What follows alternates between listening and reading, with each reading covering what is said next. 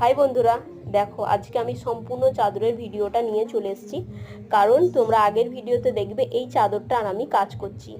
কারণ আমি একটা প্রতিবন্ধী মেয়ে হিসাবে এই চাদরটা করছি, কারণ আমার অনেকটা সময় লাগে। কারণ আমার হাতে প্রবলেম আছে, সেরকমভাবে কাজ করতে পারি না, দেরি হয়। কিন্তু কাজটা সুন্দর হয়, কিন্তু দেরি হয়।